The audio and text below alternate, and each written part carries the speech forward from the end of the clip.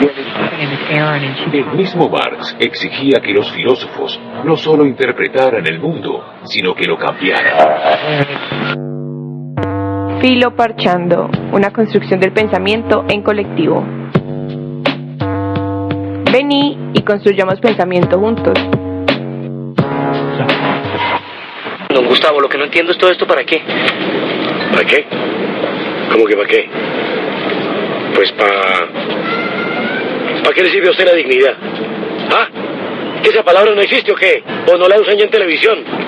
¿Cómo que para qué? Para la dignidad, hombre, para la dignidad nuestra. ¿Qué pregunta este pueblo?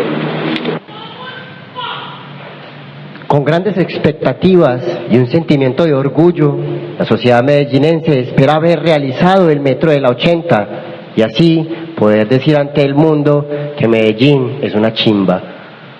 El circuito de este proyecto conectará la estación Caribe de Aguacatal atravesando por la transversal 73, la calle 65 y la avenida 80, gran parte de la ciudad.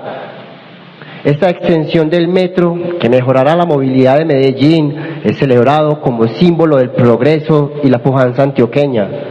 No obstante, ese relato de progreso y modernidad oculta una injusticia ignominiosa y no podemos inflar el pecho cínicamente ante los extranjeros que nos visitan, a sabiendas de que ese metro será construido sobre los hombros de los sacrificados, a saber, quienes deben vender su propiedad a precios insultantes para que este metro exista. Este hace parte de la edición 111 del periódico El Colectivo, titulado El Metro de la 80, Progreso, Desplazamiento e Injusticia, columna escrita por el colectivo Filoparchando. Bueno, como ya Cristian dice, este artículo se lo hemos compartido en el periódico El Colectivo, que es un periódico pues que está articulado con el colectivo Filoparchando. Los invitamos a que lo lean completo y pues como que de alguna manera esperamos que ese artículo los lleve a la reflexión acerca de el metro de la 80 y su relación con el progreso. Este programa es un primer programa de un proyecto beneficiado con recursos del Programa de Planeación de Desarrollo Local y Presupuesto Participativo de la Cultura, acá en Guayabal. Bueno, nos presentamos, nosotros somos Filoparchando, mi nombre es Johnny Estrada. Yo soy Camilo Carmona. Mi nombre es Wilder Carmona. Yo me llamo Mariana Silva. Y pues bueno, hoy traemos un programa en el cual vamos a analizar y vamos a hacer una crítica del concepto de progreso en relación con el metro de la 80 para comprender desde la perspectiva filosófica cómo es que este concepto de progreso pues también de alguna manera queremos preguntarnos si el progreso tecnológico, el progreso y el desarrollo tecnológico que se plantea el mundo actual en la modernidad realmente conduce al progreso social. Y es allí donde queremos entonces hacer el análisis. Bueno, hoy tenemos una paradoja muy especial. Espérate, Mario. Como ustedes no conocen la dinámica del programa, nosotros hacemos un magazine donde hay como ciertas secciones, hay como 5 secciones y una de ellas es la paradoja del día. Por eso entonces nosotros presentamos al principio del programa una paradoja, una pregunta, para que en el momento de la participación de las personas que están acá acompañándonos en el público, pues como que participen a partir de la pregunta que estamos planteando desde el principio y en el desarrollo del programa podrán pues reflexionar acerca de esa pregunta y en su momento pues podrán participar. Entonces, Maris, cuéntanos cómo es la pregunta. Lo que busca la paradoja es precisamente, es una pregunta contradictoria que nos va a llevar a cuestionarnos cómo responderla, ¿cierto? Nos va a llevar a ampliar. La paradoja de hoy es: ¿el progreso tecnológico realmente conduce al progreso social? Y háganse a la idea entonces de si realmente el avance tecnológico con el que vivimos y que va avanzando cada vez más realmente nos conduce a un progreso social, a generar una sociedad con todo lo que eso implica. Para eso tenemos que preguntarnos entonces qué es progreso social. Eso es lo que un poco vamos a abordar en este programa, pero desde ya nos podemos hacer idea un poco de hacia dónde nos dirigimos. Bueno, sí. Bueno, como para entrar en materia, Cristian, y para los que no conocen un poco de filosofía, pues hoy vamos a tratar el concepto de progreso a partir de un filósofo que se llama Walter Benjamin. Ese es un filósofo que existió, digamos, a principios del siglo XX y después de la Segunda Guerra Mundial, estuvo en la Primera y Segunda Guerra Mundial, y pues entonces él vivió todo este proceso de la modernidad, todo ese proceso de la llegada de la técnica, la industria, a la producción del capitalismo, donde pues realmente entonces él, digamos, de acuerdo a su vida, hace unas críticas a lo que es concebido como progreso técnico, que pues para dar un abrebocas, en ese principio, en el progreso técnico, en la modernidad, digamos a partir del siglo XIX, la modernidad plantea una promesa con la ilustración, con el ser ilustrado, es decir, cuando el ser humano adopta la razón como el principio del conocimiento, y con ello el progreso tecnológico o el progreso técnico es introducido entonces a la vida del trabajo, a la vida industrial. Y con esto de la introducción del progreso técnico a la vida industrial, entonces la modernidad prometía en un principio que el ser humano podría ser liberado del trabajo, o sea que el ser humano con el progreso tecnológico iba a poner a trabajar a las máquinas para él, para la producción, y en ese sentido el ser humano iba a tener más tiempo para la vida. Hoy nos damos cuenta que esa promesa de la modernidad no sucedió, que era la liberación del ser humano del trabajo. Podemos ver hoy en la actualidad que el ser humano, a medida que avanza la tecnología, el ser humano está cada vez más esclavizado a la máquina. Incluso en las fábricas y en cuanto a la técnica para la producción industrial, para la producción de mercancías, que era la que prometía que el ser humano se iba a liberar del trabajo, lo que sucedió entonces es que estuvo más esclavizado el hombre hacia el trabajo y más en función del trabajo de la máquina. Entonces por eso traemos hoy la crítica, que es a partir de Walter Benjamin, de si verdaderamente el progreso técnico ha llevado al ser humano a un progreso social, porque lo que sucedió entonces allí en esta época es que con el fascismo y el capitalismo salvaje, lo que sucedió entonces es que el ser humano estuvo cada vez más sometido a la máquina y por ende su vida social se fue degradando, como vemos hoy, como el ser humano y la masa obrera, por decirlo así, cada vez está más sometido a las cosas, a los objetos tecnológicos, y entonces ya no es el ser humano, no son los objetos tecnológicos que giran en torno a la vida humana, sino que son los seres humanos que giran en torno a las tecnologías. Parece ser entonces que la tecnología ha tomado un ascendente, un poder sobre el ser humano, y nosotros hemos quedado supeditados a él. Hay algo también importante, y es que en este avance técnico, o lo que nos convoca en esta tarde de hoy, el proyecto que se piensa desarrollar con el metro liviano de la 80, es que el progreso también trae consigo el problema de la justicia. ¿Cuál es el juego que se puede hacer, o el balance en estas ejecuciones de procesos como estos, en la medida que hasta qué punto hay un marco legal, pero de qué manera ese marco legal puede ser considerado justo o injusto? El problema de la justicia, de alguna manera, es un problema tradicional en la filosofía. Podemos encontrarlo ya planteado en la República de Platón, donde se van diferentes ideas de qué entendemos nosotros por la justicia. Entonces hay varias perspectivas, unas entre las cuales de pronto que traigo de pronto aquí como a memoria es la formulación que hacía Trasímaco, que era un diálogo entre Sócrates, que es la voz de Platón en estos textos, en estas discusiones, y Trasímaco, que le planteaba a Sócrates que el asunto de la justicia, que la persona que es justa en realidad siempre sale perdiendo. Entonces, porque la justicia para Trasímaco es lo que conviene al más poderoso, al más fuerte.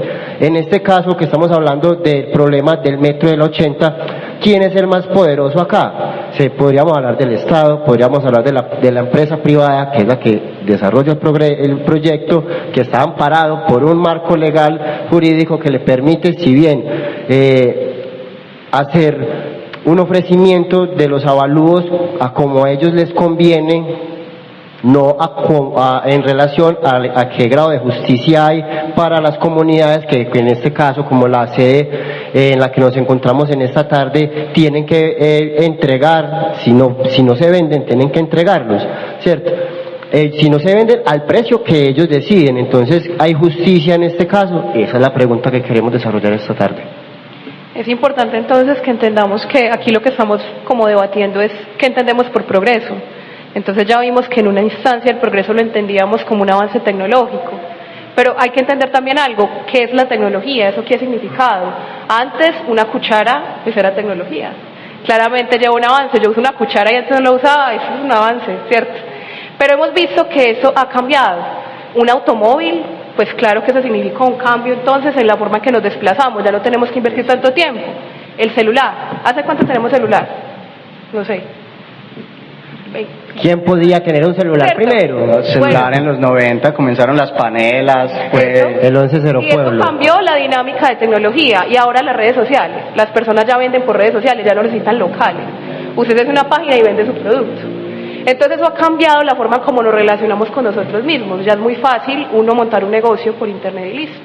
Entonces los costos han disminuido, pero el tiempo que le colocamos a las cosas también. Y la energía, porque entonces ya nuestra vida gira en torno a este celular, se nos daña y se nos daña la vida. Pero entonces, ¿qué pasa? El metro del 80 no pasa desapercibido, porque claramente aquí lo que estamos diciendo es que eso va a generar obviamente unos cambios estructurales que le van a permitir un avance a algunas personas en cuanto a movilidad, pero eso ¿bajo qué condiciones? ¿Qué está pasando con el resto de personas que habitaban esos espacios, que ya no los van a poder habitar y que eso les trae un empobrecimiento y un montón de otras cosas que claramente la alcaldía no ve a simple vista, o que lo ve pero se hace de la vista gorda, y ese es el asunto, que para hacer cualquier cosa, todo lo que hacemos, decimos o pensamos tiene un efecto en los demás, en cada persona, cada cosa que hacemos cuenta, y ya como sociedad nos damos cuenta cada día que nos cuesta más vernos a nosotros mismos y a los demás. Eso es un poco lo que queremos hacer aquí. Y para empezar con este diálogo vamos a presentar a nuestra invitada, que ya es momento de que se presente. En Guayabal suena la voz, aquí en Radio somos todos, con historias, arte y tradición, te contamos lo que pasa en el corazón. Hey, ¿ese quién es? ¿Quién? Pues ese que viene ahí, ¿vos lo conoces? Ah, ¿cómo así? ¿Vos no lo conoces? Ese es el nuevo del parche. La nueva del parche, ¿cómo estás? Nueva del parche. Bueno, presentemos a la nueva del parche porque es con ella con la que vamos a conversar el día de hoy acerca de esas cuestiones del metro y pues desde esas perspectivas. Entonces, te puedes presentar y de pronto también nos podrás decir qué piensas acerca de lo que hemos planteado aquí. Bueno, mi nombre es Diana Mejía, hago parte, soy líder social de la Comuna 15 desde hace muchos años. Casi 20 años y actualmente hago parte, soy integrante de la mesa de vivienda y hábitat que tiene la comuna. Y nosotros desde la mesa hemos venido acompañando lo más que hemos podido todo el tema del metro de la 80, ¿cierto? Porque antes de que llegara el metro de la 80, en la comuna se han desarrollado muchas infraestructuras pues en la ciudad, en nombre del desarrollo, y muchos de esos proyectos se desarrollaron a costa de quienes vivieron o quienes habitaban esos territorios, ¿cierto? Y parte de lo que nosotros queríamos haciendo desde el acompañamiento que queríamos hacer desde la mesa era que esos ejercicios negativos que se habían ocurrido en la ciudad no fuera el caso de nuestros habitantes pues, o de nuestros nuevos vecinos de acá, de la zona de la 80, y desde el principio pues esa fue nuestra convicción. Ahí que me parece importante, y es que antes de que llegara el metro de la 80, en la ciudad 2017-2018, a raíz de los múltiples desplazamientos y las situaciones pues, que se presentaron en la ciudad de alguna manera desde lo social es muy organizada, ¿cierto? Y veníamos con unos grupos de trabajo de la ciudad, con un movimiento que se llamaba Movimiento de Moradores. Y desde ahí, con la alcaldía de Medellín, con el consejo, pues a través de los colectivos y toda la fuerza que se hizo desde los colectivos, surge la ley de protección a moradores, ¿cierto? Que nosotros también acompañamos desde la mesa en su momento, con muchos sinsabores, porque finalmente ustedes saben que las políticas públicas, nosotros desde lo social podemos proponer esas acciones sociales, pero al final quienes determinan si sí se hace como nosotros lo queremos o no, pues son esas personas que están en esas instancias de poder. Entonces muchas veces no nos veíamos reflejados ahí, pues como en el ejercicio, pero era como la primera acción legal y visible posible que se materializaba en la ciudad de la posibilidad de proteger a los moradores, independiente de cómo se llame el proyecto. Y es la primera vez en Medellín que un proyecto de infraestructura de una envergadura tan grande como tiene el Metro de la 80 realmente empieza a funcionar o logramos ver materializado lo que es esa política pública. Es la única que existe en el país en este momento. Puede tener muchos errores y muchas dificultades, sin embargo creo que hoy es uno de los mecanismos de protección y de posibilidad de negociación distinta que tienen los moradores hoy del Metro de la 80, muy distinto a lo que pasó con el tranvía en el centro, muy distinto a lo que pasó con los metrocables, muy distinto a todos los otros proyectos de desarrollo que ha tenido la ciudad, y siento que eso es un avance también que se logró gracias a esas acciones sociales, lastimosamente a raíz del sacrificio de muchos otros moradores que tiene esta ciudad. Diana, me gustaría hacerte una pregunta, algo más como contextual, para de pronto las personas que nos están viendo, nos van a ver próximamente y quieran enterarse de entonces cuál es la problemática concreta que tenemos en este caso en la comuna con la ejecución del proyecto. El problema en sí con el asunto de los avalúos, por ejemplo.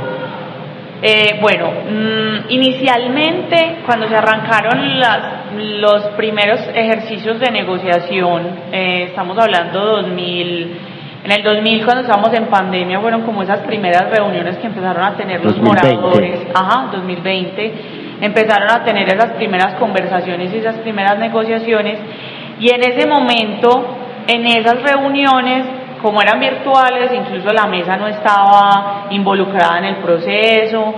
Hay muchas herramientas desde la política pública que hacen que los mecanismos de gestión social acompañen esa protección a moradores, ¿cierto? Pero en esas primeras reuniones no fuimos convocados.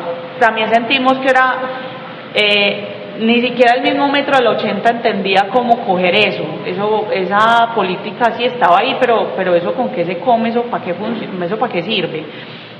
Y se empezaron a dar los primeros encuentros presenciales, empezamos a acudir, porque los mismos moradores eran los que nos convocaban, empezamos a acudir y empezamos a nombrar ampliamente la política de protección a moradores, y nos empezamos a identificar con una cosa que era que habían como en todo el largo de la 80 hay como 3 grupos sectoriales. La gente que está en la zona de San Germán, la zona que está en la zona de Belén y los que estamos en Guayabal, ¿cierto? Siendo nosotros los últimos del todo el tramo y donde llegaba o donde se iba a demorar más en llegar la construcción, ya estábamos escuchando muchos ruidos de lo que estaba pasando en la primera zona, que era las primeras etapas. Sí. Exactamente. Entonces esas primeras situaciones de dificultad que se estaban presentando allá, y los moradores de esa zona se empezaron a organizar, ¿cierto? Empezaron a decir, venga, que es que el desarrollo no puede ir en contra de nosotros, no sé qué, y fueron las primeras acciones de movilización que se dieron en esa zona. Sin embargo, nuestros moradores nuestros moradores, los de Guayabal, no sentían que eso fuera a ser así. De alguna manera a nosotros nos ha convenido muchísimo que seamos la cola del tramo de toda la ruta, porque todo lo que ha pasado al principio, que debería ser como un espejo a lo largo del ejercicio de toda la ruta, lo que ha pasado es que les ha permitido ir ajustando las tuercas. Entonces cuando han llegado acá ha estado mucho más afinado el proceso y no ha sido tan caótico como lo consideramos que iba a ser al principio, ¿cierto? Eso no quiere decir que haya sido netamente una voluntad del metro porque les pareció muy bonito, muy chévere, o de la alcaldía de Medellín porque les pareció muy bacano. La presión social y esas organizaciones y esas movilizaciones que se hicieron han sido fundamentales dentro de todo este ejercicio, dentro de todo este proceso, para que hoy las condiciones de negociación sean completamente distintas a con las que se pudieron haber empezado en el 2020. Entonces, la problemática en ese momento era la negociación muy por debajo de lo que las comunidades realmente estaban esperando que se diera en la zona.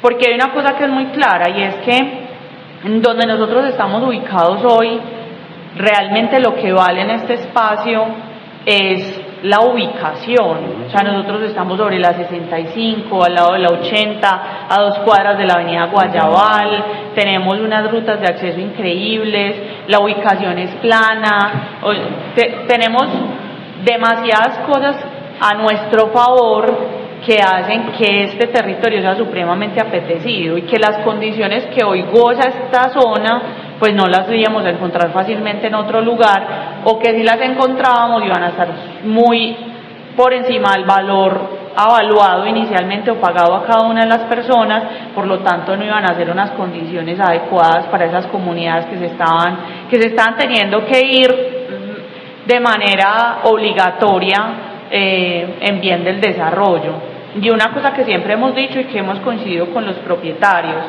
esto no es un asunto en contra del desarrollo o que el proyecto llegue, porque sabemos que con nuestro favor o no el proyecto iba a desarrollarse, pero sí siempre la consigna es: las negociaciones tienen que ser justas y adecuadas para las comunidades. No podemos seguir sacrificando a nuestras comunidades en función del desarrollo.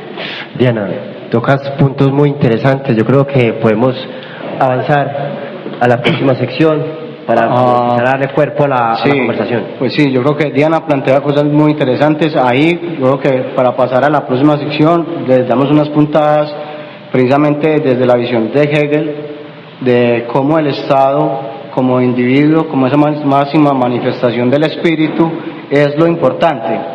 No los individuos que integran el Estado, sino el Estado en su forma general, ¿cierto? Eso como punto principal. Otra cuestión que debemos tratar en la siguiente sección es la relación entonces entre legitimidad y justicia. Muchas veces tenemos medios que se suponen legítimos, legalizados por la ley, ¿cierto? Pero que a la final obedecen a fines que no son del todo justos, como digamos el lucro de algunos pocos, por el lucro de algunos pocos. Pero bien, ahora el metro de la 80, que si bien se plantea como un metro que es para todos, para el bien común, hay que saber que la sociedad en la que estamos inscritos es una sociedad que obedece a la velocidad de la producción mercantil, es decir, que lo que necesitamos es llegar rápido a nuestros trabajos, volver rápido a nuestras casas para poder descansar, para volver a llegar rápido a nuestros trabajos, y es una cuestión de que no podemos obviar de que la construcción de los medios de transporte no solamente obedecen a las necesidades netamente humanas, sino a necesidades de producción mercantil que obedece a la acumulación capital de unos pocos. Entonces ahí está allí entonces la idea de un Estado autoritario, ¿cierto?, del cual no podemos escapar, no podemos negarnos o decir, es decir, si no se dan las negociaciones tal como Diana dice que, es decir, si no se dan las negociaciones de una manera igualitaria, de una manera equitativa, de una manera justa, aún así, si no se dan así, ellos se van a tener que ir, ¿cierto? Entonces es allí donde el Estado tiene ese poder sobre los individuos y es esa la crítica pues como que vamos a comenzar a plantear. Entonces vamos a la siguiente sección. ¿Sabías que la gente sigue diciendo que tú y yo estamos locos? Ay, hombre, ¿mera vuelta o qué? Mera cuestión.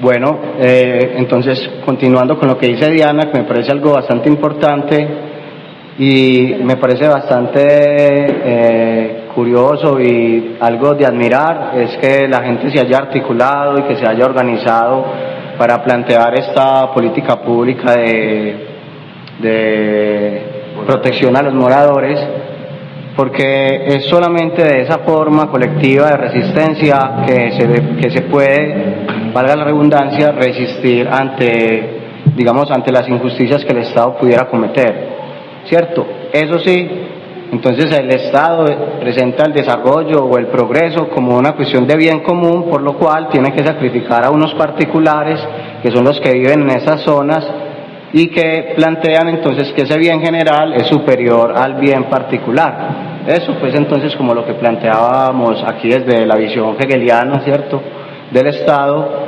Y a mí me parece que también tenemos que debatir acerca de la cuestión de la legitimidad y la legalidad de estas leyes que ya están estatuidas para que este metro exista, y que finalmente la crítica es precisamente a que la legalidad muchas veces no es garantía de que los fines a los cuales es medio es un fin justo, ¿cierto? Y tampoco podemos decir que los fines justos son garantía o garantizan que los medios sean legítimos, ¿cierto? No sé si me hago entender. Sí. Yo quería saber ahí, Diana, por ejemplo, ustedes como son ese acompañamiento, ¿cómo miden realmente qué tan justo está haciendo el Estado con ustedes? Más allá de la cantidad de metros o de la restitución económica, ¿cómo entonces se hace un análisis de justicia desde el punto? Yo quería añadir algo más también a lo que está diciendo Mari, y es que no solamente es la articulación de la sociedad, sino que también hay el Estado cuenta no solamente con esa gente que está ejecutando el proyecto, sino que también hay mecanismos a los cuales se puede apelar a la comunidad para ser escuchados. Cuéntanos un poco, por favor. Miren, lo que les decía ahorita, para nosotros ha sido muy beneficioso ser los últimos en el ejercicio, pues porque en todo han llegado al final, pero han ido ajustando las tuercas en el camino, y eso a nuestros moradores les ha convenido muchísimo. Las negociaciones que se dieron con las primeras personas en San Germán no son y las condiciones como se dieron dadas en el 2020 con esos primeros moradores de negociación no son las mismas que tenemos nosotros hoy acá 2025 para nuestra comunidad de Guayabal, afortunadamente beneficiarios nosotros, ¿cierto? Con eso voy a lo siguiente, y es que con esta aplicación de la política pública de protección a moradores, que es la primera vez que se implementa y que afortunadamente se han contado con unas políticas, ustedes saben, el metro de la 80 tiene dos financiadores, el 70% es de la nación y el otro 30% es del municipio de Medellín. Entonces, esos dos papás que tienen billetera gruesa, se podrían hacer los locos con muchísimas cosas desde lo social. Sin embargo, con todo ese capital nacional que tenemos y el aporte que hace el municipio de Medellín, dicen desde lo social, venga, que es que aquí no solamente es un componente económico, ¿cierto? Aquí no solamente estamos hablando de plata, sino lo que significa el desarraigo, ¿cierto? Eso hace parte de ese tema de la protección a los moradores, cómo protegemos la historia, cómo protegemos el patrimonio, cómo logramos que la historia de esas personas, que muchos fueron fundadores de sus barrios, no se pierda, y empiezan a surgir una cantidad de situaciones. Afortunadamente digo yo que hoy tenemos que celebrar, y es que las comunidades impactadas no se dio un trámite única y exclusivamente desde lo transaccional como se venía dando anteriormente, sino que actualmente cuentan con un equipo dirigido desde el Metro de la 80, un equipo social, un equipo jurídico y un equipo pues financiero obviamente, que obviamente cuando ellos llegan, para nosotros sobre todo pues que hemos lidiado tantas batallas, está toda la desconfianza, toda, o sea nosotros partíamos de que ellos eran los enemigos, ¿cierto? Sin embargo en el proceso nos hemos dado cuenta de unas cosas supremamente interesantes, de que ese componente social dentro de este proyecto es tan fundamental que hoy muchas de las negociaciones, incluso para nosotros siendo la última parte del tramo, están en una etapa y en un avance supremamente grande y no ha sido tan doloroso como consideramos que iba a ser desde el principio, ¿cierto? Claro. Eso no quiere decir que todo haya sido color de rosa, no, con seguridad las familias han llorado mucho, no es fácil salir del lugar donde historias, personas de 50 años donde vieron crecer a sus hijos, se casaron, ya hoy tienen a sus nietos y se tengan que ir, ese desarraigo no es sencillo. Sin embargo, este proyecto puntualmente cuenta con todo ese acompañamiento y ha sido literalmente coger a cada una de las familias tiene un acompañamiento, pues un grupo que lo acompaña y los van llevando de la mano de tal manera que ellos el día que salen se sienten tranquilos con la salida, ¿cierto?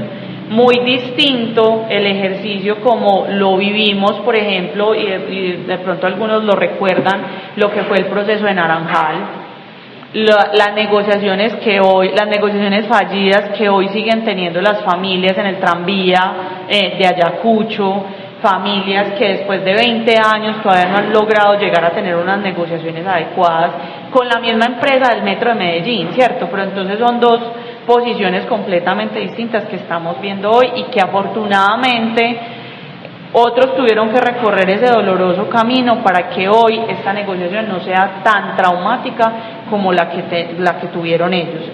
Y fundamental en todo el proceso, a lo largo del proceso, el acompañamiento social y todo lo social que se ha dado alrededor de las familias, pero también del entorno y las comunidades.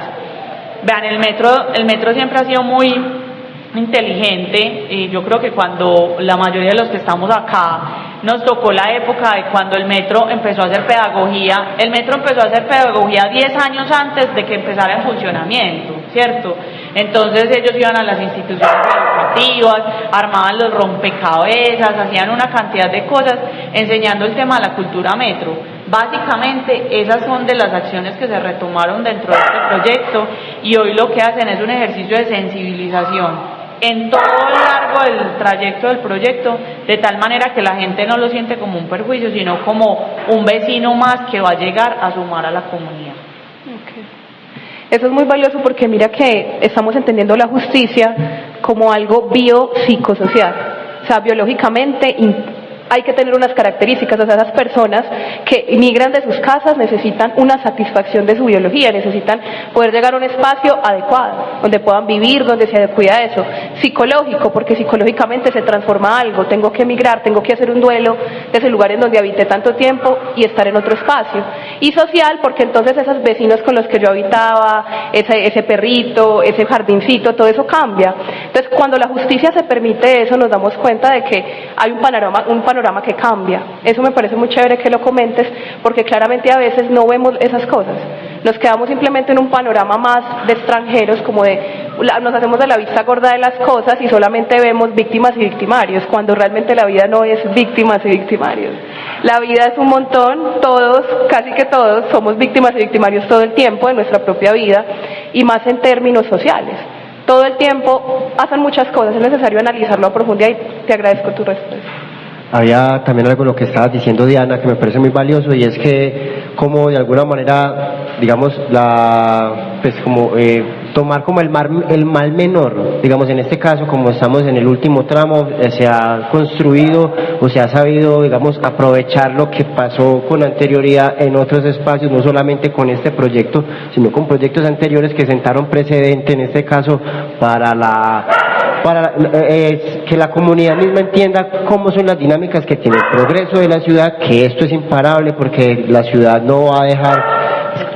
Alguien decía por ahí que el día que terminen a Medellín va a quedar una chimba, la están construyendo, para allá va, pero entonces el hecho es cómo se construye, cuáles son esos elementos sociales, materiales que están en juego y que las comunidades mismas pueden viendo cómo ha sido la historia, apropiarse de ello, lo histórico, la memoria, para también a partir de ello tratar de apelar a una justicia. Me parece muy valioso esto. Yo les iba a contar algo, y es que en la ciudad, el metro, aquí intervienen muchísimos actores en todo este proceso. El que está haciendo la negociación entre los propietarios y el metro es la EDU, que es la empresa pues que el metro contrata pues para hacer toda esa negociación. Y bueno, es muy charro porque desde los proyectos urbanísticos que nosotros hemos acompañado en múltiples oportunidades, la EDU siempre ha sido el elemento como interviniente con las comunidades. Sin embargo, sí tenemos como comparar hoy esa EDU que acompañó a la gente del puente de la 4 Sur, a las familias que salieron del puente de la 4 Sur, y la EDU que acompaña hoy esta comunidad del metro de la 80. Yo creo que podríamos hacer miles de comparaciones, porque son diametralmente opuestas estas dos instituciones, siendo la misma, ¿cierto? Hoy, si yo hoy le pregunto a los desplazados o a los damnificados del puente de la 4 Sur, hablan muy mal de los funcionarios, de todo lo que pasó alrededor de eso, y el metro y el puente de la 4 Sur que conecta al poblado con Guayabal es uno de los dolores grandes que nosotros pudiéramos tener, ¿cierto? Distinto al equipo que acompaña hoy a las comunidades del metro de la 80, que pudiera ser un proyecto incluso más grande, con muchas más comunidades, muchas más personas y muchas más familias las que se están afectando. Sin embargo, la percepción de la misma empresa es completamente distinta, ¿cierto?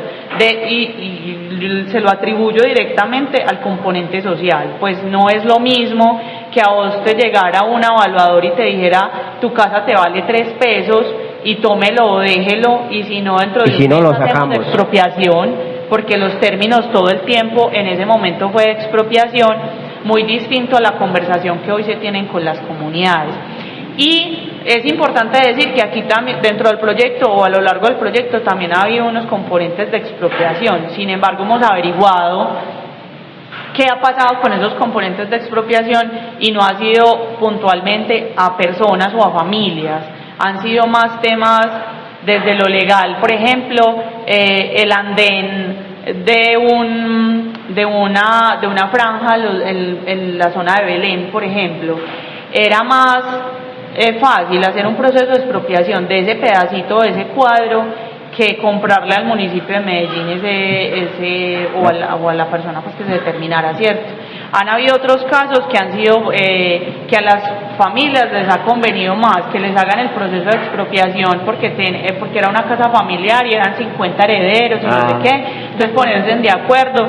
Entonces cada una de esas propiedades literalmente se convirtió en un mundo, y yo creo que esa ha sido la diferencia en entender este proyecto y las afectaciones, porque de la manera en la que cada una de las familias se ha visto como su propio mundo y sus propias realidades y se han atendido de manera propia y no de manera unificada, que era uno de los errores, era una bolsa común y a todos nos metían en el mismo paquete y la negociación era igual para todos, pero es que las condiciones de cada quien son completamente distintas, y entender cada uno de esos micromundos y las negociaciones para cada uno de ellos, creo que ha sido uno de esos grandes retos que ha tenido el proyecto, pero que también nos ha ayudado muchísimo a conversar hoy distinto con esas comunidades que de alguna manera han cedido sus espacios con todo lo que eso implica internamente, socialmente, familiarmente, pero de manera voluntaria han decidido hagamos la negociación. Yo tengo pues como, no sé, un ejercicio, quizás si nos los podemos imaginar, ¿qué pasaría si no hubiera Estado? ¿Cierto? Si el Estado es como el garante de la libertad de los individuos, ¿cierto? Entonces es como un papá en el que queda el destino de sus mismos hijos. Pero si no hubiera ese papá y sus mismos hijos tuvieran la posibilidad de decidir por ellos mismos, esta comunidad de Guayabal que hubiera decidido acerca del metro, quizás, ¿qué hubiera pasado ahí? ¿Cierto? Pero es que si no hubiera estado, no hubiera ni siquiera metro. Estaríamos andando todavía, yo creo que... No, a lo mejor no. Quién sabe si la gente se pone pues de acuerdo y toman en sus manos su propio destino, quizás hasta pueden tomar decisiones aún mejores. Yo creo Eso es que... un debate. Sí, no sé si mejores, hay que plantearnos eso de mejor o peor. Tal vez diferentes. Miremos a qué responde Diana. Diferentes. Yo creo que... Yo no sé si se hubieran puesto de acuerdo o no. Yo creo que... bueno, los seres humanos también somos muy dados a hacer las cosas como siempre las hemos hecho. Entonces, por ejemplo, acá tenemos la historia de Traslamaya Guayabal, ¿cierto? Entonces la familia que llega y se organiza y organizan la flota de los buses, y los mismos cercanos son los que empiezan a comprar los buses y se forman. Lo mismo pasó con varias de las rutas de Guayabal. Entonces, posiblemente algunas de las acciones sería, sigamos haciendo como lo venimos haciendo, organicémonos de otra manera. Ya hemos tenido ejemplos exitosos, por ejemplo, de rutas de transporte, pensémonos otra ruta de transporte. No creo que nos hubiéramos llegado a pensar un asunto como un proyecto tan visionario pues como el metro de la 80, empezando porque lo primero que nos condiciona a nosotros como sociedad también es la economía. Entonces, como sociedad cercana del rodeo, barrios Guayabal, las zonas que van a ser intervenidas, pues creo que no nos hubiéramos puesto de acuerdo en términos económicos para proponernos algo. Pero hubiera llegado algún otro visionario a pensarse, pues es que qué bobada, pensémonos en una ruta que vaya hasta el otro lado, el que de pronto sí tenga el billete. Sí, yo creo que la cuestión es ahí, es que eso es un megaproyecto, de eso necesita demasiado capital para ser realizado. Bueno, no, yo creo que a mí me gustaría hacer una pregunta, Diana, y es acerca de ese problema entonces de los avalúos de las propiedades, porque yo creo que ese es el punto crucial ahí, es cómo se están haciendo esos avalúos, si ha sido a partir de... Si ha tomado en cuenta toda la construcción de la casa o hay un desenglobe. Es decir, esas personas que han entregado voluntariamente su propiedad han estado de acuerdo porque el presupuesto económico que les han ofrecido ha sido justo, o porque más bien hay un grupo social, porque a mí realmente también me genera un poco de desconfianza, porque hay un montón de sociólogos que trabajan en función de que estas personas acepten de muy buena manera la venta la compra de sus predios a unos precios. Entonces ahí es donde yo pues siento porque ellos tienen jefes, a ellos les paga alguien. Cierta desconfianza con ese grupo de trabajadores sociales que lo que hacen es suavizar el golpe, pero que no van a curar, no van a solucionar nada, o sea, no están transformando su propuesta a una propuesta más equitativa, sino que más bien mandan a esas personas a suavizar el golpe y a psicólogos para que esas personas acepten, y se vuelve más una cuestión de la aceptación que de una verdadera justicia. Mire, nosotros pensamos igual, exactamente, o sea, desde el día 1 que nos paramos en este mismo espacio a escuchar las negociaciones, la desconfianza era altísima, pero altísima, ustedes no se alcanzan a imaginar, pues al grado tal que casi que ni los dejábamos hablar, porque todo lo que sentíamos que nos decían era mentira.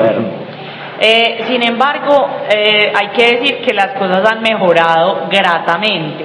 ¿Qué pasó? Con el tema de la presión ciudadana, las marchas, las movilizaciones, una cantidad de cosas, el año pasado el municipio de Medellín dijo, efectivamente tenemos que negociar de mejor manera y tenemos que empezar a hacer esas implementaciones de la política de protección a moradores. No solamente puede ser el metro cuadrado y ese espacio construido, sino que significa una cantidad de cosas, desde el desplazarme de solamente con un tema del trasteo, o sea, solamente piensa en lo que significa un trasteo. No, pero está el asunto también inmaterial, lo que vos decías ahorita al principio, lo que es el desarraigo, Claro, las memorias. Claro, una cantidad de cosas que empiezan a surgir ahí, entonces se dan como unas bonificaciones. Gracias a esas bonificaciones que se dieron de manera... habían unas negociaciones desde el principio que el metro de la 80 tenía determinado que se iban a dar. Entonces, por ejemplo, cuando yo les hablo del traslado, de lo que significa un trasteo, el trasteo lo tiene que asumir el metro del 80, ¿cierto? Eso hace parte de las negociaciones, porque es que yo no me quería ir, yo no me quería trastear de mi casa. El que necesita que le entregue el bien, paga, ¿cierto? Cosas como esas que parecieran muy sencillas, eso tiene unas implicaciones económicas para las familias, y al final del día se empezaron a sumar una cantidad de detalles que sí tenían que ver ya más con el componente social y familiar de cada uno de esos núcleos que estaban siendo intervenidos. Entonces ellos tenían determinadas, 5 cosas, y el municipio de Medellín y la misma nación dijeron, no, venga, que es que de verdad que aquí el avalúo tiene que ser completamente distinto, y sí tenemos que revisar muchos de los componentes sociales. Entonces, al grado tal que, por ejemplo, las familias que tienen niños y niñas los acompañan a los niños y a las niñas en el proceso de traslado para la nueva institución educativa, si se tiene que trasladar de institución educativa, ¿cierto? Y las implicaciones que tiene que un niño se desplace por un nuevo colegio, entonces los útiles escolares para ese nuevo colegio, los uniformes, una cantidad de elementos que si al principio uno no los contemplaba, en el momento en el que hiciera la negociación y realmente la familia tuviera que asumir eso, eran una cantidad de costos que desbordaba la economía, sumado a una mala negociación inicial del metro cuadrado, ¿cierto? Entonces, este proyecto lo que hace es que incorpora todos esos componentes sociales que tienen cada una de las familias, cada uno de esos micromundos, cómo está conformado, cuántos metros cuadrados, cuántas personas habitan la casa, cuánto tiempo llevan viviendo, si son adultos mayores, si son niños, si es una pareja, en fin, empiezan a determinar una cantidad de cosas y una cantidad de elementos sociales, y todos esos elementos sociales empiezan a ser valorados y cuantificados económicamente. De ahí que surgen que esos bonos terminan siendo mucho más gruesos de lo que inicialmente estaban contemplados, o esos 5 elementos que inicialmente estaban revisando, ya no son 5 sino que son 10, y todos están mucho más engrosados, y eso hace que la negociación haya sido mucho más fácil. No quiere decir que no haya afectación, yo en eso quiero ser supremamente enfática, porque y se los hemos dicho mucho al equipo del metro de la 80, no es fácil salir de una casa en la que estuviste 50 años, eso no es así de sencillo. Sin embargo, con todo este ejercicio desde lo económico, desde lo social, de una cantidad de valoraciones, pero también esos sociales a los que les teníamos toda la desconfianza del mundo, empezamos a identificar que no era solamente lávele el cerebro a la señora o al señor para que decida entregarse, sino que realmente hay una convicción por parte del proyecto de que las negociaciones sean correctas y que la gente salga no satisfecha 100%, porque no creo que se dé el 100%, sin embargo, sí se vayan de manera más tranquila. Y hace parte de ese acompañamiento el equipo social, no solamente lo que les digo, el ejercicio de la búsqueda de las instituciones educativas para los niños, eso hace parte del componente social que hace el metro de la 80, eso no lo tenía ningún proyecto contemplado anteriormente. Pero igual eso no nació de la buena voluntad del metro, eso fue la conquista de las mismas comunidades. Sí, obviamente, o sea, eso no se dio porque les pareció muy bacano hacerlo y ya, no, eso hace parte de las luchas que se dieron o que nos dimos en su momento para esa construcción de protección a moradores. Y sí quiero decir que hay una buena voluntad, ¿cierto? Porque ellos simplemente podrían, como muchas cosas que están escritas en la ley, podrían estar en el acuerdo y no aplicarlas simplemente, o decir, es que podemos aplicar una, pero no tenemos que aplicar las 10. Hay una buena voluntad desde el principio. Hoy que lo miramos en retrospectiva, podemos decir, desde el principio siempre hubo la buena voluntad. Hemos contado con profesionales que acompañan todo el proyecto, que no son funcionarios, que no solamente son los funcionarios contratados por 3 meses, sino personas directamente vinculados con el metro de la 80, con el metro de Medellín, que son funcionarios que nos acompañan desde el 2020 hasta hoy, siguen siendo exactamente los mismos. Entonces también se empiezan a generar unos lazos, unas cercanías, unos acompañamientos. Y lo que les decía ahorita, no solamente es el componente económico para las familias, sino la cantidad de intervenciones que se empiezan a hacer. Entonces ellos empiezan a participar en ferias, en una cantidad de espacios para el desarrollo de las comunidades y de los entornos que se van a ver afectados o cambiados. El día que se empiecen a tumbar, o sea, que empecemos a ver las demoliciones concretas de los espacios que nosotros habitamos, creo que físicamente es un impacto muy grande. Eso va a ser una tusa. Claro. Y yo creo que ha sido como el ejercicio de sensibilización que les decía que ellos vienen haciendo, el acompañamiento como para el entorno, porque inicialmente era acompañar a esas familias para que decidan irse, ¿cierto? Pero ya viene el impacto que va a tener las comunidades en el momento en el que empiecen a ver allá no ver sus casas. Sí, exactamente. Y completamente solo. Hoy, por ejemplo, estamos viendo los impactos. Ya muchas de las casas han sido entregadas, son pocas las que no se ha llegado pues a las negociaciones finales, pero están en el proceso. Empezamos a ver, por ejemplo, este corredor supremamente solo, oscuro, incluso se empieza a tornar inseguro. Entonces también, ¿qué hay que hacer para que ese tipo de cosas o ese tipo de afectaciones, porque ya los moradores se fueron, entonces qué pasa con las comunidades del entorno? Porque no se puede sacrificar nada de eso. Entonces yo creo que ahí el ejercicio que ellos vienen haciendo, si bien son unas luchas indiscutibles que creo que tendremos que estar hasta el último día pendientes de que efectivamente no vayan a fallar en el camino, que se sigan ajustando las cuerdas en el camino, porque es que ya además viene ya lo más complejo. Ellos ya se fueron, pero entonces viene el proceso constructivo, y qué va a pasar en todo ese proceso constructivo, y qué pasa, cómo se afectan las comunidades en el entorno en ese proceso constructivo, qué va a pasar en términos ambientales puntualmente con todo ese corredor verde que tenemos a lo largo de la 80. O sea, aquí yo sí creo que es indispensable que todo este acompañamiento y toda esa resistencia social siga estando hasta el último de los días que podamos acompañar este proyecto, para que efectivamente se lleve con las menores afectaciones a las comunidades posibles. Eso creo que es una consigna para todos y tendrá que ser así siempre. Claro. Bueno, yo quería hacer una pregunta y es muy particular. Ay, no, yo me extiendo mucho. No, tranquila. No, tranquila, que es que para eso, de eso se trata, de darle voz a usted. Pero esta última cuestión, y es porque es que me parece interesante saber qué piensas acerca porque nosotros veíamos, digamos, en las redes sociales, mucha gente salía diciendo como, no, es que mi casa vale 400 millones y me están ofreciendo 200 millones, yo vivo al lado del 80 y por ende entonces me va a tocar irme a vivir a la periferia, ¿cierto? Entonces de vivir en un lugar centrado, cerca, con buenas vías de acceso a irse a vivir a la periferia, ¿cómo se ha solucionado, por ejemplo, esa cuestión?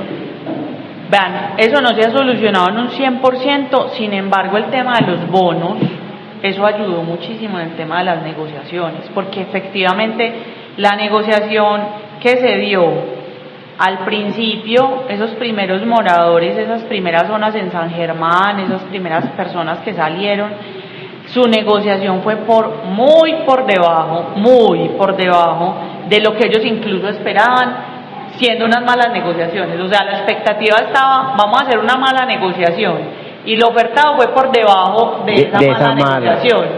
Entonces, partiendo de ahí, claro, empiezan todas las comunidades insatisfechas por esas malas negociaciones, y en el camino se empiezan a hacer muchas correcciones, y estos bonos adicionales que incluso son retroactivos, porque a esas comunidades también les llegan esos bonos en este momento, así ya hubieran negociado, así ya hubieran firmado, a todas las personas dentro del largo del tramo les tenían que llegar esos retroactivos que se dieron después. Como fueron esas primeras negociaciones, los más afectados fue la zona de San Germán. Indiscutiblemente, pues eso, la negociación que las comunidades de San Germán han tenido a lo largo del proyecto no son las mismas que están llegando hoy acá a Guayabal. Afortunadamente y gracias a nuestros moradores, pues hoy se van bajo otras condiciones muchísimo mejores. Sin embargo, ellos en ese ejercicio de la negociación los han mejorado. Hay algunas condiciones y hay algunas situaciones con algunas personas que seguirán siendo completamente negativas y no habrá forma de cómo negociarlos de las mejores maneras, sobre todo por ejemplo con los arrendatarios, no los propietarios sino los arrendatarios, con familias que terminan siendo zonas de invasión y no tienen ningún título de propiedad. Esas personas, si bien van a ser afectados, no tienen legalmente cómo sustentar que son dueños de ese. Entonces la negociación con ellos son unas negociaciones distintas, son difíciles y posiblemente no se logren hacer unas buenas negociaciones. A los otros los han equilibrado mucho. La mayoría, creo que hemos logrado que las negociaciones estén mucho más superior de las expectativas mismas que ellos tenían cuando se dio el tema del bono, porque realmente sí fueron unas compensaciones mucho más generosas de lo que se consideró desde un principio. Que incluso eso me hace pensar en algo que también habla Platón en la República, y es que muchas veces la justicia no es tanto dar a cada cual lo que le toca, sino que tal vez buscar como entre mal peor, buscar el menor mal posible en una situación. Y yo creo que ese es lo que les decía ahorita, esas micronegociaciones que se han tenido con cada uno de esos mundos, con cada una de esas familias. Las negociaciones, si usted le pregunta a cualquier familia, muchos de ellos ni siquiera te dan los valores, porque ellos están pensando, es que si yo digo a mí me negociaron mejor que al otro, entonces me da como penita, entonces no le cuento. Porque con cada uno ha sido completamente negociaciones independientes y como les decía, como tienen equipos sociales independientes, entre ellos tratan como de no conversarse del billete, pero al final dicen, me voy tranquilo. Bueno. Por lo menos en este tramo en el que nosotros estamos, incluso con las empresas, con la industria, de aquí para abajo, llegar a la 80, pues después de pasar el puente de la avenida Guayabal con la 80, las negociaciones en ese tramo no son con personas naturales, sino con empresas, con predios de las empresas. Incluso las negociaciones que han tenido las empresas han sido mucho más tranquilas de lo que ellos mismos esperaban desde el principio. Van a sufrir algunas afectaciones, sobre todo con las zonas de parqueo, eso los tiene bastante inquietos. Sin embargo, hay una mesa que viene trabajando en cómo se le va a dar solución como al asunto, pero incluso los mismos empresarios que tienen el capital para ponerse a pelear con el metro de la 80, hasta ellos mismos han negociado de manera tranquila. Bueno, vamos entonces pasemos a la siguiente sección. Desde el barrio Antioquia hasta en la colina, nuestra gente brilla con arte. La 15 Radio, la voz del barrio, tu emisora, tu espacio diario. La 15 Radio, la tuya. La 15 Radio, la tuya. Escúchanos en la15radio.com.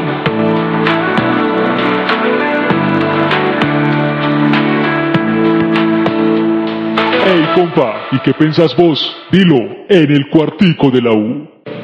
Bueno, esa sección se llama El Cuartico de la U y aquí también presentamos, hemos llegado al punto donde el público participa. Entonces tenemos la pregunta del Cuartico de la U y también tenemos la paradoja. Vamos a plantear el Cuartico de la U. Cristian, planteemos la pregunta del Cuartico de la U y quien está interesado entonces en participar en acerca de la pregunta, esperamos pues que levante la mano y nos diga si quiere decir algo. Bueno, Cristian, ¿cómo es la pregunta del Cuartico de la U? Esta pregunta tiene mucho que ver con lo último que nos estaba compartiendo Diana, que es muy interesante, y es al respecto de que, una cosa es negociar cuando, te tenés que ir y vos ya vas a pasar por acá y ves tu casa, tu apartamento y está todavía ahí. pero entonces la pregunta que traemos del cuartico de la U es, ¿qué memorias desaparecen con la demolición de estos predios? En este caso de esta sede comunal, ¿qué memorias desaparecen de esta sede? En el caso de la sede de social. la sede, que sabemos que... Pues yo puedo decir algunas cosas, me quedo. No. Bueno, mi nombre es Ana, soy la presidenta de esta Junta de Acción Comunal del Rodeo. Pues se pierde de alguna forma como la historia de esta Junta porque son 49 años que lleva la Junta en este sector y en este espacio. Ya ahorita el 1 de febrero del otro año cumplimos los 50 años, entonces digamos que es algo que nos ha impactado demasiado. Y uno que tiene pues como el contacto con los usuarios acá ha sido algo fuerte, porque siempre dice que el espacio, que a dónde nos van a ubicar, que si nos van a dejar, como dicen ellos mismos, tirados. Entonces digamos que uno carga pues como de alguna forma con ese peso, de uno también está como inquieto de que la alcaldía que nos puede ofrecer a nosotros, porque el tema del traslado todavía está en conversaciones. Bueno, y o sea, ¿qué quiere decir que todavía no se sabe dónde van a reubicar la sede social del rodeo? No, todavía, lo que pasa es que esta casa todavía no se ha vendido, porque hay una situación interna en la alcaldía con esta casa, entonces por ende todavía la compra no se ha logrado. Y obviamente al no vender la casa, en el momento todavía no se puede comprar otra. Entonces estamos en esa tarea. Miren, yo ahí les sumo una cosita, Ana. Enseguida les hablo del tema de la memoria, pero puntualmente pues con el asunto de los trámites, lo que yo les decía ahorita, que esto también parte de las buenas voluntades. Con este ejercicio nos hemos dado cuenta, y les decía que hemos contado con un muy buen acompañamiento del personal metro, llámese o contratistas del EDU o los mismos funcionarios del metro, porque son de las personas que literalmente se han puesto la camiseta para darnos las garantías que, por ejemplo, un espacio como esta sede social tenga un reemplazo en las condiciones adecuadas que se merece la comunidad en el entorno. Lamentablemente las cosas son de voluntades.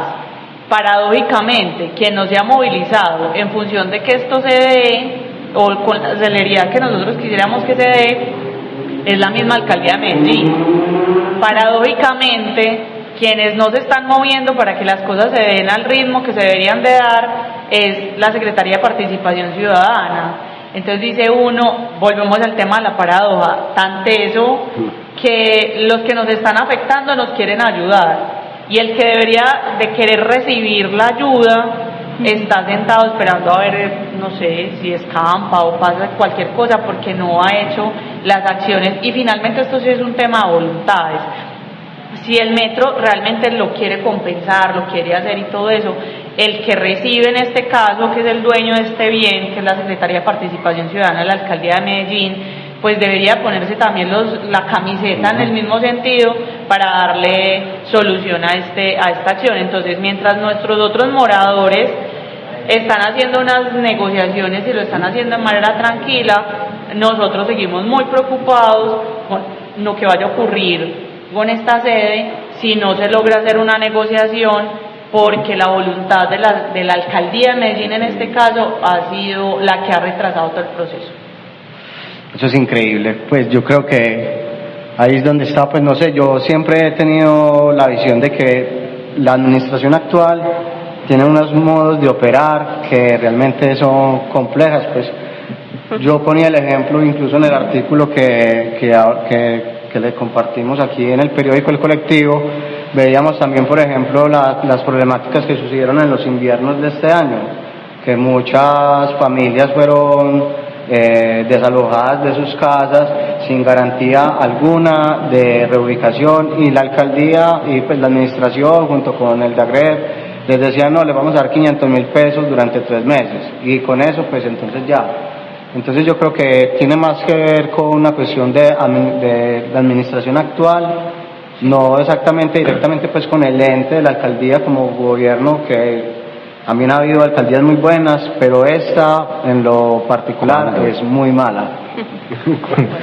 Bueno, ahora sí continuando, ¿vas a responder a la paradoja o al cuartico? A la pregunta.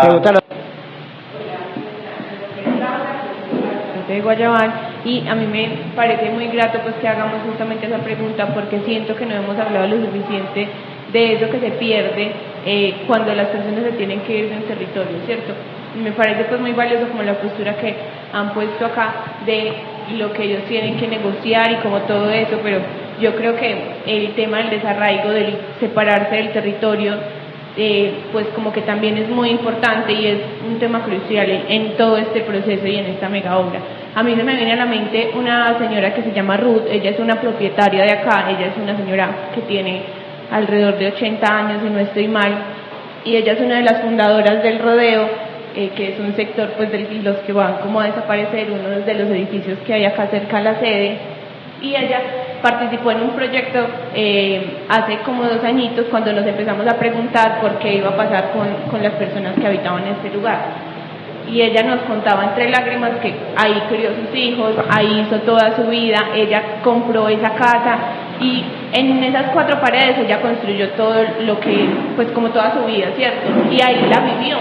Entonces simplemente decir como no, yo vendo y hago otra vida en otro lado, pues tal vez para muchas personas, pero ella con su edad, con todo lo que había tenido en ese lugar, pues cómo ella vuelve a rehacer esa vida, ¿cierto? También esa pregunta ¿será posible porque ella la vuelva a rehacer? No sé, entonces me parece como que también uno debería ahondar un poquito más en eso porque somos muy distantes a las realidades de esas personas, eso no es algo que nos toca a nosotros directamente, entonces, no, ella va a vender su casa y se va a comprar otra en otro lado, ¿será que es así de sencillo? ¿Será que no hay un tema de salud mental también ahí en el medio que me hace a mí preguntarme por cómo es el proceso de ese desplazo intraurbano? Yo no voy a encontrar una casa en las mismas condiciones y si puedo la encuentro, pues no va a estar el tejido social ahí que me acoge a mí, ¿cierto? Yo ahí tengo mis vecinos, tengo la forma en que me relaciono con el territorio, con el medio ambiente. Esta zona es muy privilegiada por este corredor verde que hay, posiblemente eso tampoco lo encuentre en otro lado, y a mí me hace también como un poquito como de mella ese proceso de sensibilización y de acompañar a que se vayan o a que decidan irse. Ellos no están decidiendo irse, a ellos les toca irse, y es que es así. Pues me parece, y perdón que lo mencione, como irrespetuoso a veces como intentar camuflar esa realidad. Eso ellos no han decidido irse de ahí. Y ese proceso de sensibilización para mí es una estrategia de manipulación que se acarrea con toda la maquinaria o como todo el capital que ellos tienen, ¿cierto?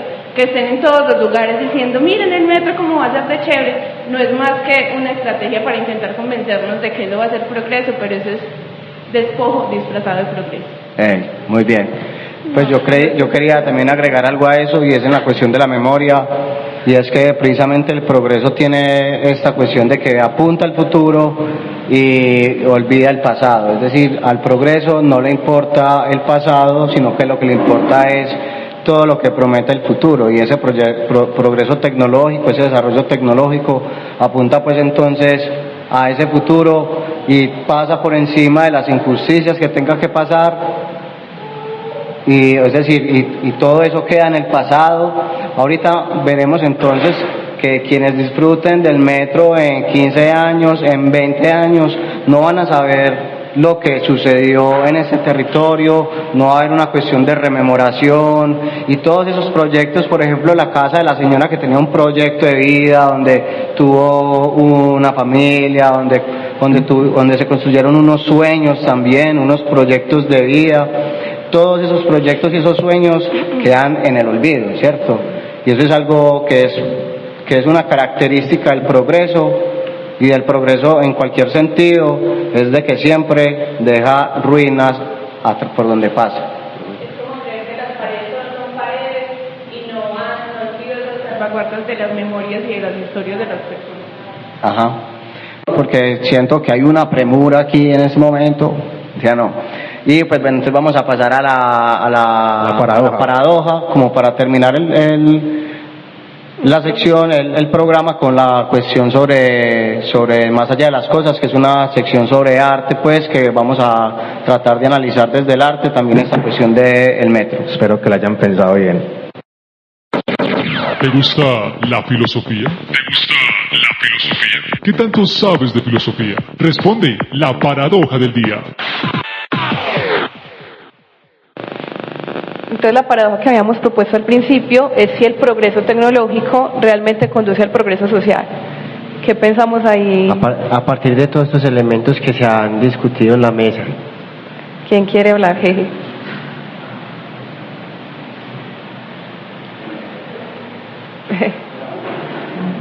No, pero pues yo lo quiero poner en contexto pues al metro, ¿cierto? Entendiendo la técnica del metro.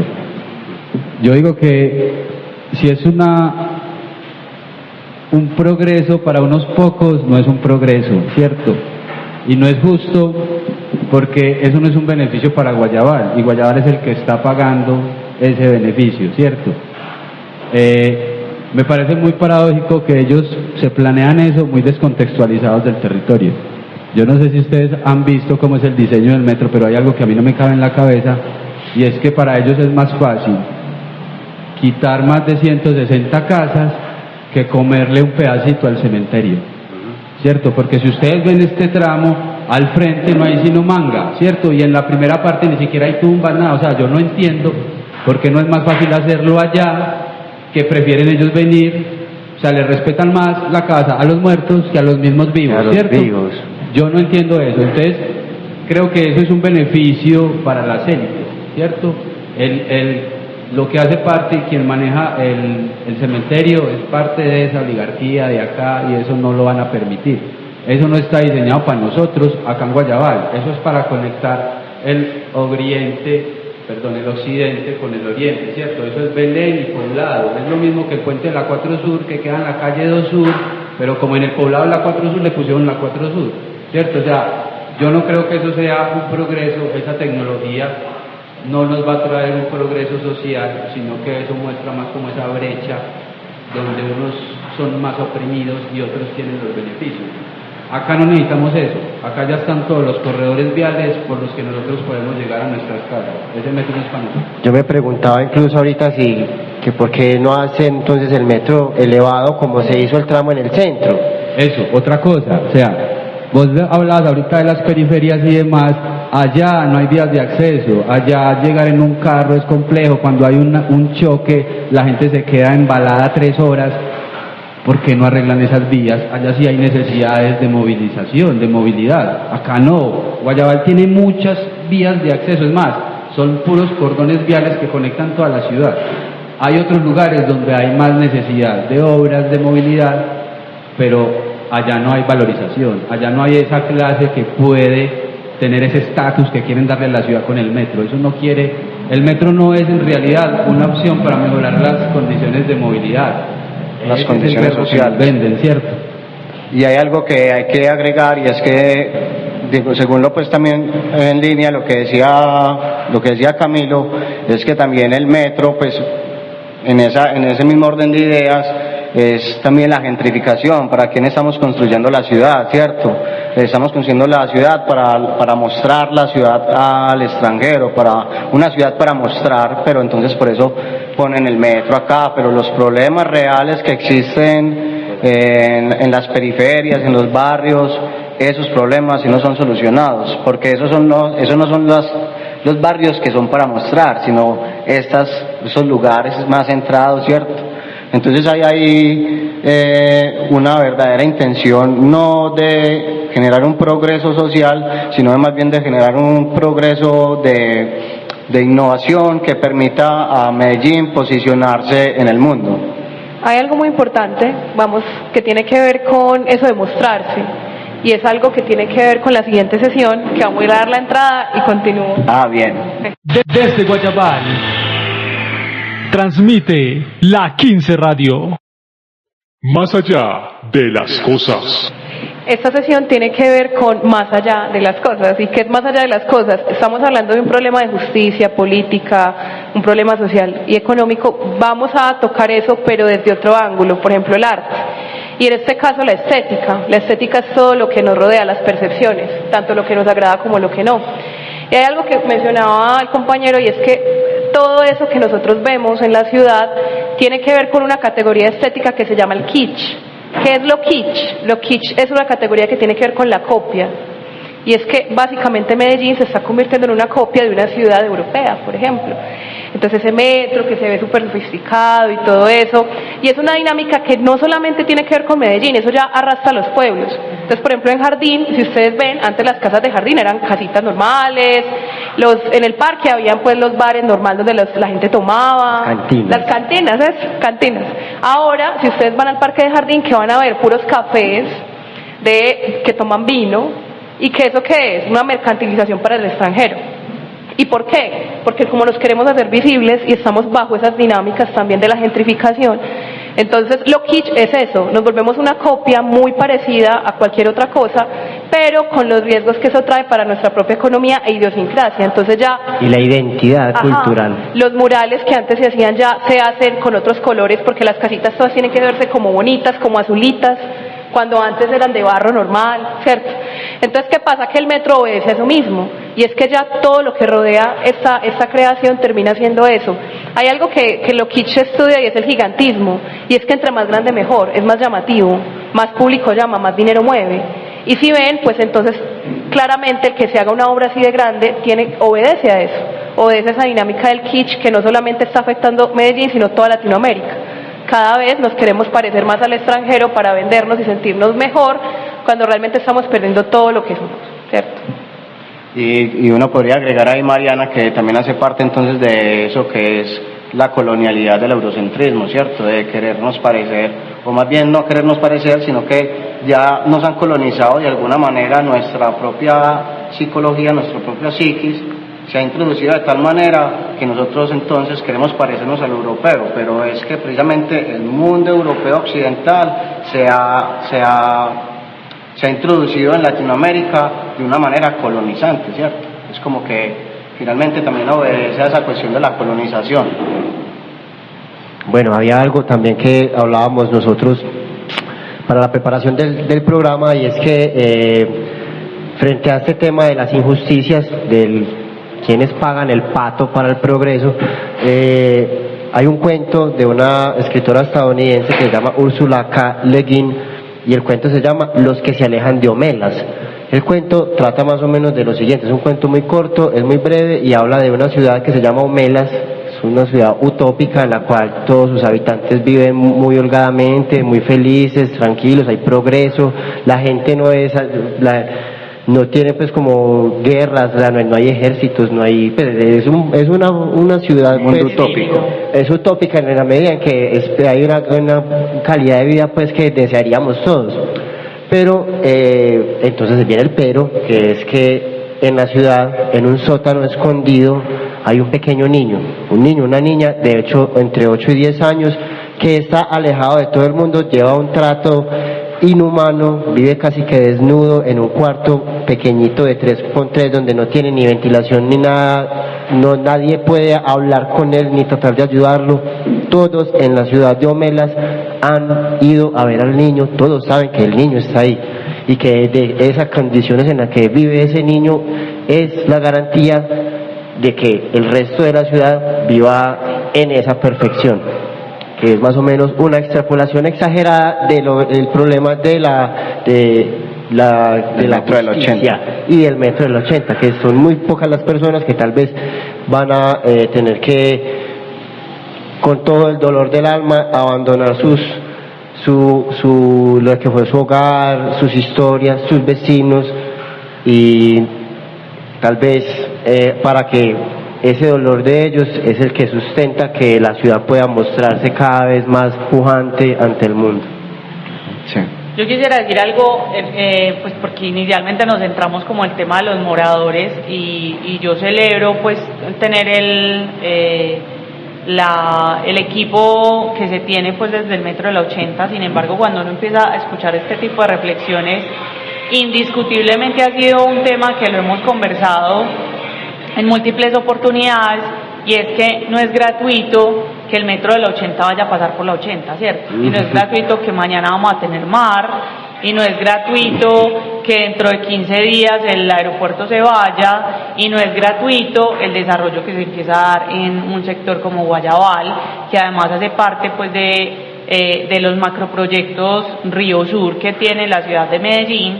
Entonces, cuando uno empieza a hilar como todas esas situaciones, si bien la negociación o lo que se ocurre en este momento alrededor del metro de la 80 con los moradores es satisfactorio en la mayoría de los casos, eso no quiere decir que todo lo que se está derivando de esta situación haya sido, pues primero, pensado de manera gratuita, pensándose en el desarrollo pues hacia el sur, ¿cierto? Lo que otros que no somos precisamente las comunidades piensan que es el desarrollo.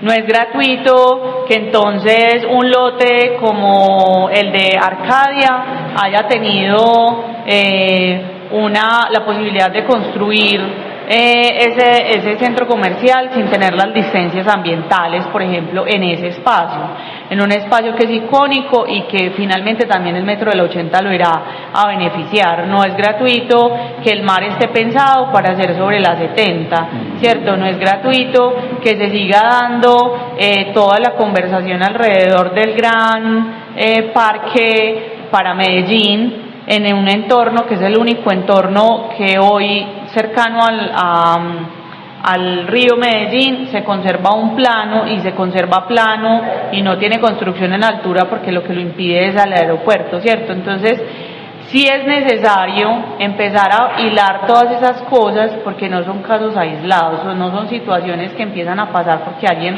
le pareció muy bonito poner a pasar el metro de la 80 por este lado, como dice Cami, ponerlo a pasar sobre las casas de la 80 y no sobre el morro que podría haber tenido menos afectaciones, ¿cierto? Todas esas decisiones no surgen porque a alguien le pareció que era más chévere que estuviera sobre este lado, no, eso tiene todas unas implicaciones de todo, incluso el desarrollo que se empieza a pensar para esta zona de la ciudad, que en teoría está estancado, dirían muchos, porque tenemos el aeropuerto, que para nosotros básicamente ha sido como el elemento que nos ha protegido para que esa gentrificación no se dispare más de lo que ya está disparado.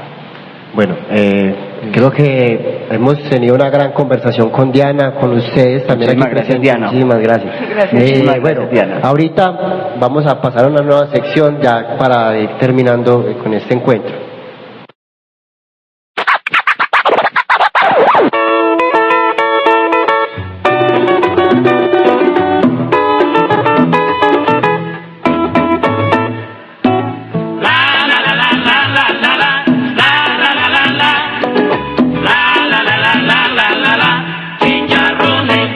Bueno, esta sección se llama La olla de los chicharrones, es nuestra última sección y pues con esto culminamos también. Esta sección consiste en que las personas, tanto la invitada como los participantes, los que quieran, nos planteen una problemática que quisieran que nosotros hiciéramos un programa acerca de esa problemática a futuro, pues a sabiendas de que nosotros lo que hacemos es tomar temas de la cotidianidad y analizarlos pues desde el punto de vista de la filosofía. Entonces pues los invitamos a que nos cuenten de pronto cuáles serían los chicharrones que ustedes quisieran que nosotros hiciéramos en los próximos programas. Diana. Pues yo me conectaría con lo último que estamos conversando, ese tema de la gentrificación, y con eso les cuento algo. Hace más o menos unos 4 o 5 meses tuve la posibilidad de conversar una entrevista con unos chicos que estaban haciendo un análisis sobre los temas Airbnb en la ciudad, ¿cierto? Y paradójicamente la comuna que más estaba creciendo de manera exponencial en la ciudad con los Airbnb era Guayabal, porque Laureles y El Poblado ya habían alcanzado como su tope de crecimiento y ya estaban en un llano en el que se mantenían, y el espacio que seguía en crecimiento, incluso mucho más acelerado que lo que tuvo el Poblado y Laureles en su momento, era Guayabal. Entonces creo que ahí hay una reflexión importante que nosotros nos venimos conversando desde hace tiempo, porque ese tema de la gentrificación, la gente cree que eso es como por allá, como que eso no les va a tocar, como que eso no pasa, pero todos los días se están quejando de que la leche está más cara y que no consiguen dónde vivir ya en Guayabal porque están imposibles los arriendos. Y en ninguna parte. Pues yo creo que este es un excelente chicharrón. Lo Camilo tenemos nos va a decir un pendiente, chicharrón. Sumarme al chicharrón de Diana, y es como una pregunta que ha habitado mucho por estos días, y es preguntarnos una ciudad para quién. Excelente. Bueno, Marina, despide ahí No van a dar más chicharrones ya. Una problemática que me han dado a mí y a muchos presidentes de juntas de acción comunales, que nos estamos llenando de muchos habitantes de casa. Siempre llegan a uno y uno a veces como que parece que hacer, nosotros no somos los que hacemos esa gestión pues como de intervenir, pero entonces quedamos muchas veces como en stand-by porque a veces la gestión es muy tardía y hay mucha que de pronto puede tratar de. Dos problemas importantes. Sumado a lo que dice Ana, recuerden que Comuna 15 es la segunda comuna con mayor habitantes de calle que tiene la ciudad. Ahí la primera es la 10. La Candelaria. ¿De la ciudad Chaguán. para quién? Para los habitantes de calle, para los habitantes extranjeros. Eso se puede hacer una combinación ganadora con muchísimas gracias. Bueno, muchísimas gracias a todos por estar aquí. Los invitamos a nuestro próximo programa, que va a ser este próximo sábado, que se llama La historia del tango en Guayabal, evocando la tradición de los antiguos bares de tango. Entonces va a estar muy musical. ¿Y dónde va a ser, Mari? Va a ser en la Plaza Gardel, Aeropuerto La Herrera. Ya nos vamos a ver. En el hall, primer piso. Y vamos a bailar tango después y vamos a estar ambientados. Recuerde que Filo Parchando es un ganador de un proyecto de recursos del programa de planeación del desarrollo local y presupuesto participativo de cultura para la Comuna 15 de Guayabal. Ha sido un gusto para nosotros contar con ustedes, su presencia, su palabra. Muchísimas gracias. Muchas gracias a ustedes.